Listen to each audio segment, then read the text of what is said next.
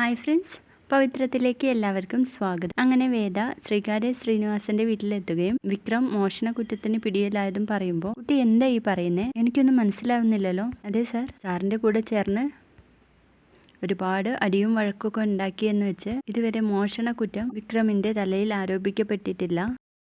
കുട്ടി ഒന്ന് തെളിച്ച് പറയൂ. ഞാനും വിക്രമും കൂടി ഇന്നലെ ചിദംബരനാഥ ക്ഷേത്രത്തിൽ ഭജനയ്ക്ക് പോയിരുന്നു. രാത്രി എപ്പോഴോ ഉറങ്ങിപ്പോയി. പുലർച്ചെ എണീറ്റ് നോക്കുമ്പോഴാണ് സംഭവം നടന്നത് അറിഞ്ഞത് എന്ന് പറയുമ്പോൾ ശ്രീനി സാർ ചോദിക്കുന്നുണ്ട്, രണ്ടുപേരും ഒരുമിച്ചുണ്ടായിരുന്നെന്ന് വേദയ്ക്ക് ഉറപ്പാണോ? ഇല്ല സാർ, വിക്രം എപ്പോഴോ വീട്ടിലേക്ക് പോയിട്ടുണ്ടായിരുന്നു. അങ്ങനെ വിക്രം പോകുന്നത് ഒരാൾ കണ്ടിരുന്നു. അയാളുടെ മൊഴിയാണ് ആകെയുള്ള ഒരു മൊഴി. അപ്പോൾ കുടിക്കാതാണല്ലേ? അങ്ങനെയാണെങ്കിൽ തൊണ്ടി മുതലും കിട്ടാതിരിക്കില്ല. പിന്നെ നമുക്ക് കോടതിയിലെ എന്തെങ്കിലും ചെയ്യാൻ വേണ്ടിയിട്ട് പറ്റുള്ളൂ എന്ന് പറയുമ്പോൾ വേദ പറയുന്നുണ്ട്, ആ തൊണ്ടി മുതൽ പോലീസുകാർക്ക് കിട്ടരുത് സർ. വിക്രം പറഞ്ഞത് വെച്ച് ഇതിന് പിന്നിൽ ഒരാളുണ്ട് എന്ന് പറഞ്ഞ് അവരോട് പറഞ്ഞു കൊടുക്കാൻ കേട്ടോ വേദ.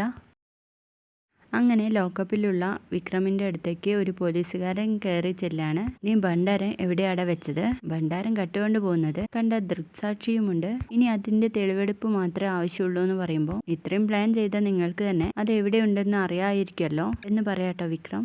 നീ എന്നെ കുറെ ഇട്ട് കളിപ്പിച്ചതല്ലേടാ? സാർ, എന്നെ വെറുതെ ഉപദ്രവിക്കരുത് പറയുമ്പോൾ ആ പോലീസ് പറയുന്നുണ്ട്, നിന്നെ ചോദ്യം ചെയ്യണോ അതോ പോലീസ് മുറ ഉപയോഗിച്ച് ചോദ്യം ചെയ്താൽ മതിയോ എന്നൊക്കെ ഞാനല്ലേ തീരുമാനിക്കുന്നത്. എന്നിട്ട് വിക്രമിനെ പൊതുരെ അടിക്കുകയാണ്. അടിച്ചുകൊണ്ടിരിക്കുമ്പോൾ ആ വടി വിക്രം പിടിച്ചിട്ട് പറയുന്നുണ്ട്, സാറേ, ഇതിനു മുൻപിൽ ഒരുപാട് ഞാൻ അടി കൊണ്ടിട്ടുണ്ട്. അന്നൊക്കെ ഒരു കാരണം ഉണ്ടായിരുന്നു. ഇത് ചെയ്തത് ഞാനല്ല എന്ന് പറയുമ്പോഴും അയാൾക്ക് ദേഷ്യം വന്ന് വീണ്ടും വീണ്ടും അടിക്കുകയാണ് കേട്ടോ. അതിനുശേഷം കാണിക്കുന്നത് ശ്രീനി സാർ അഭിലാഷിനെ പിടിച്ച് അടിക്കുന്നത് കേട്ടോ. നമ്മുടെ ചെക്കനെ പോലീസിനെ കൊണ്ട് വിടിപ്പിച്ചിട്ട് ഇവൻ ഭൂമിക്ക് മുകളിൽ ഇരിക്കേണ്ട, അടിച്ച് കൊല്ലടാ അവനെ എന്ന് പറഞ്ഞ് അടിക്കണേ. അങ്ങനെ അവസാനം അഭിലാഷ് സമ്മതിക്കുന്നുണ്ട്, ഞാനാണത് ചെയ്തതെന്നുള്ള കാര്യം. എങ്ങനെയാണ് സംഭവിച്ചതെന്നുള്ളത് കാണിക്കുന്നുണ്ട്. എന്നിട്ട് ഭണ്ഡാരം ഇവിടെ? അത് ഞാൻ ഒളിച്ചു വെച്ചു സാർ. ആര് പറഞ്ഞിട്ടാടാ ഇങ്ങനെ ചെയ്തത്? ആരും പറഞ്ഞിട്ടല്ല, എനിക്ക് അവനോട് ഒരു വൈരാഗ്യം ഉണ്ടായിരുന്നു. അങ്ങനെയാണെങ്കിൽ പിന്നിൽ നിന്ന് കുത്തുകയല്ല വേണ്ടത്, നേരിട്ട് ചെല്ലടാ. അവന്റെ അടുത്തേക്ക് നേരിട്ട് ചെല്ലാൻ പറ്റില്ല എന്ന് പറയട്ടെ അഭിലാഷ്. അപ്പോ നിനക്കതറിയാം അല്ലേടാ എന്ന് പറഞ്ഞിട്ട് കുറച്ചും കൂടി അടിക്കുന്നുണ്ടേ. അങ്ങനെ വിക്രമിനെ തെളിവെടുപ്പിനായിട്ട് കൊണ്ടുവരികയാണ്. ഇറക്കടോ അവനെ എന്ന് പറയുമ്പോഴേക്കും അവിടെ ആളുകളൊക്കെ കൂടുന്നുണ്ട്. നാട്ടുകാരാകെ ഇളകി നിൽക്കുകയാണ്. നീ ശ്രീകാര്യ ശ്രീനിവാസന്റെ വലങ്കയ്യാണെന്നും പറഞ്ഞിട്ടൊന്നും കാര്യം ഉണ്ടാവില്ല. ഏത് ഗുണ്ടയായാലും അവരുടെ കയ്യിൽ കിട്ടിയാൽ തവിട് പൊടിയാവും. അതുകൊണ്ട് സാറ് പറയുന്ന പോലെ ഞാൻ ചെയ്യണമെന്നായിരിക്കും എന്ന് പറയട്ടെ വിക്രം.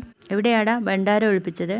എനിക്കറിയില്ല, അത് സാറിനല്ലേ അറിയാം. എടുത്തവർ സാറിനോട് വിളിച്ച് പറഞ്ഞിട്ടുണ്ടാവും. ആ സ്ഥലത്തേക്ക് നമ്മൾ രണ്ടുപേരും പോയി അതവിടെ നിന്ന് പൊക്കുന്നു. എന്നിട്ട് കള്ളനെ കയ്യോടെ പിടിച്ചേ എന്ന് പറഞ്ഞ് നെഞ്ചു വിരിച്ച് നിൽക്കാനല്ലേ? സാറിന്റെ സ്ക്രിപ്റ്റ് കൊള്ളാലോ എന്നിങ്ങനെ പറയട്ടെ വിക്രം. ഇങ്ങോട്ട് വാടാ എന്ന് പറഞ്ഞിട്ട് ആ പറമ്പിലേക്ക് കൊണ്ടുപോയി പോലീസ് ചോദിക്കുന്നുണ്ട്, ഏത് പൊന്തക്കാട്ടിലാടാ താൻ ഇത് ഒളിപ്പിച്ച് വെച്ചിരിക്കുന്നത്? പൊന്തക്കാടോ? അപ്പൊ സാറിന് അറിയാം ഏത് പൊന്തക്കാട്ടിലാണെന്നല്ലേ എന്ന് ചോദിക്കുമ്പോഴേക്കും മറ്റു രണ്ട് പോലീസുകാര് പറയുന്നുണ്ട്, ഇവിടെയൊന്നും അത് കാണുന്നില്ല സാർ എന്ന് പറയുമ്പോഴേക്കും ശ്രീകാര്യ ശ്രീനിവാസൻ വണ്ടിയിൽ ഇങ്ങനെ വരിക കേട്ടോ.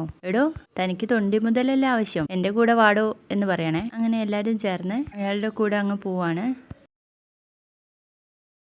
അങ്ങനെ ശ്രീകാര്യ ശ്രീനിവാസൻ പറയുന്നുണ്ട്, കട്ടവനെ കിട്ടിയില്ലെങ്കിൽ യൂണിഫോം അഴിച്ചു വെച്ച് പറമ്പിൽ കിളയ്ക്കാനിറങ്ങിക്കൂടെ SI സാബു മോനെ? വിക്രമിനെ കണ്ടെന്ന് പറയുന്ന ഒരു ദൃക്സാക്ഷി ഉണ്ടായിരുന്നല്ലോ, ആരാത് എന്ന് ചോദിക്കുമ്പോൾ അയാൾ ചെല്ലുന്നുണ്ട്. താൻ വിക്രമിനെ കണ്ടെന്ന് പറഞ്ഞത് ശരിയാണോ? അതെ, വിക്രം മതില് ചാടി പോകുന്നത് കണ്ടെന്ന് പറഞ്ഞത് ശരിയാണ്. അപ്പോ വിക്രമിന്റെ കയ്യിൽ നേർച്ചപ്പെട്ടി കണ്ടിരുന്നോ? അതെനിക്ക് അത്രയ്ക്ക് ഓർമ്മയില്ല എന്ന് പറയണേ. ദൃക്സാക്ഷിയുടെ നിലപാട് കണ്ടല്ലോ, വിക്രമിനെ കണ്ടത് നേരാണ്. കണ്ടതാണ് നിങ്ങൾ ഇങ്ങനെ വളച്ചൊടിച്ചത്. നിന്നെ ഞാൻ എടുത്തോളാം SI സാബു മോനെ എന്ന് പറയുമ്പോൾ ആ SI പറയുന്നുണ്ട്, ഓ, ട്രാൻസ്ഫർ തരാനായിരിക്കും. ട്രാൻസ്ഫർ ആക്കിയാൽ താൻ രക്ഷപ്പെടില്ലടോ.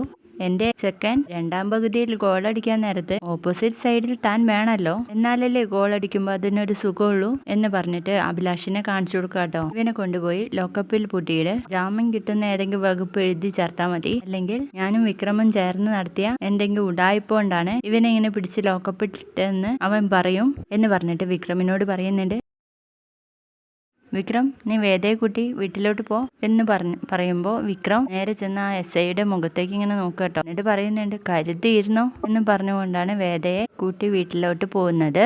വീഡിയോ ഇഷ്ടമെങ്കിൽ ലൈക്ക് ചെയ്യണം, സബ്സ്ക്രൈബ് ചെയ്യണേ.